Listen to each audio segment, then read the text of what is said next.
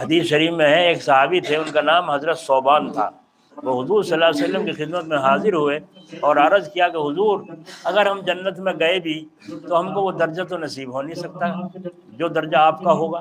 اور جب ہم آپ کے درجے تک نہ پہنچ سکیں گے تو پھر آپ کو بھی نہ دیکھ سکیں گے، اور جب آپ کو بھی نہ دیکھ سکیں گے تو ہم جنت کو لے کے کیا کریں گے،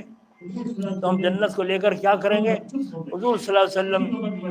سن کر چپ ہو گئے۔ اسی وقت وحی نازل ہوئی جس کا خلاصہ یہ ہے جو خدا اور رسول کی تابعداری کرے گا وہ بھی نبیوں کے ساتھ ہوگا۔ تب حضور صلی اللہ علیہ وسلم نے ان صحابی کی حضرت ثوبان کی تسلی فرمائی کہ میرے دیکھنے اور ملاقات کے لیے یہ ضروری نہیں کہ تمہیں بھی میرا ہی درجہ نصیب ہو تو دیکھ سکو، ورنہ نہیں، بلکہ دیکھنے ملاقات کرنے کے لیے تو صرف محبت اور تابعداری کی ضرورت ہے، اور جس کو یہ بات نصیب ہے اسے دیکھنے ملاقات کرنے سے کوئی روک ٹوک نہیں ہوگی، جب چاہے گا حضور سے ملاقات کر سکے۔ یوں سمجھ لیجئے جیسے بادشاہ کے دربار میں خدمتگار خدمت کے لیے امیروں سے پہلے پہنچتا ہے، یوں سمجھ لیجئے جیسے بادشاہ کے دربار میں خدمت کرنے والے آدمی خدمت کے لیے امیروں سے پہلے پہنچتے ہیں دربار میں بادشاہ کے، حالانکہ کہاں بادشاہ کا مرتبہ اور کہاں بیچارہ خدمت کا۔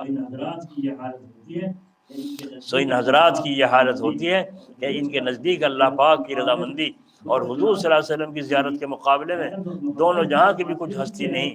غیرت اور محبت کی تو خاصیت ہی یہ ہے کہ جب بڑھ جاتی ہے تو سب کچھ چھوٹ جاتا ہے۔ حضرت ابراہیم بن ادھم نے غیرت ہی میں آ کر تو بادشاہت چھوڑی تھی، وجہ اس کی یہ ہے کہ ایک حالت میں دو طرف توجہ کرنی پڑتی ہے اور یہ ہو نہیں سکتا، اس واسطے ایک طرف کی توجہ کو چھوڑنا پڑ جاتا ہے، اور اللہ کی طرف توجہ رکھنا انہیں ضروری ہوتی ہے، اس کو تو چھوڑ نہیں سکتے، بس دنیا ہی پہ لات مار دیتے۔ حکومت چھوڑ دی بادشاہ نے، حضرت ابراہیم بن ادھم نے، کتنوں نے چھوڑ دی؟ ایک بادشاہ میں جا کے پہنچے، ایک بادشاہ اللہ والے بن گئے جب، تو وہاں کا بادشاہ ملنے آیا، پتہ چلا ان کو اس طرح حکومت چھوڑ کے آیا، باولا ہو گیا، پاگل ہو گیا، تو ان بزرگ سے آ کر کے بادشاہ نے کہا اجی آپ نے کیا کر دیا، حکومت چھوڑ دی اور آپ چھوڑ کے چلے آئے وہاں سے؟ تو انہوں نے کہا اور کان کر کے منہ کر کچھ کہا اور کہہ کے اپنا الگ وہ نے بھی چھوڑ دی حکومت جا، تو بھی اللہ والا اللہ اللہ کرنے اللہ میں غرق ہو گیا۔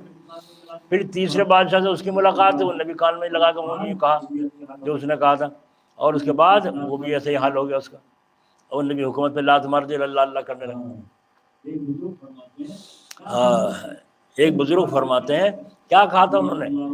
بادشاہ کے کانوں کر کے کہ یرید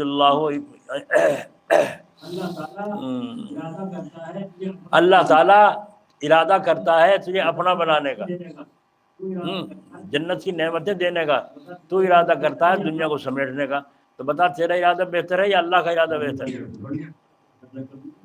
بس یہ فیصلہ تو کر لے، وہ فیصلہ کرنے میں دنیا تو چھوڑ کے جانا، ابھی موت کا فرشتہ آ جائے سب دھندا پڑا رہ جائے گا۔ تو اصل تو یہاں بھی اللہ ہی ہے اور وہاں بھی اللہ ہی ہے۔ مسلمان کا عقیدہ ہے پیر ٹوٹ جائے پلاسٹر ڈاکٹر نے چڑھا دیا، لیکن ہڈی کا جڑ جانا یہ اللہ کے قبضے میں، کسی کے قبضے میں نہیں۔ تو جب یہاں بھی اسی سے واسطہ اور وہاں بھی مرنے کے بعد بھی اسی سے واسطہ، تو پھر میں کیوں اس کو چھوڑوں، مطلب اس کو چھوڑوں جس کو چھوڑنا ضروری ہے۔ یہ لات ہماری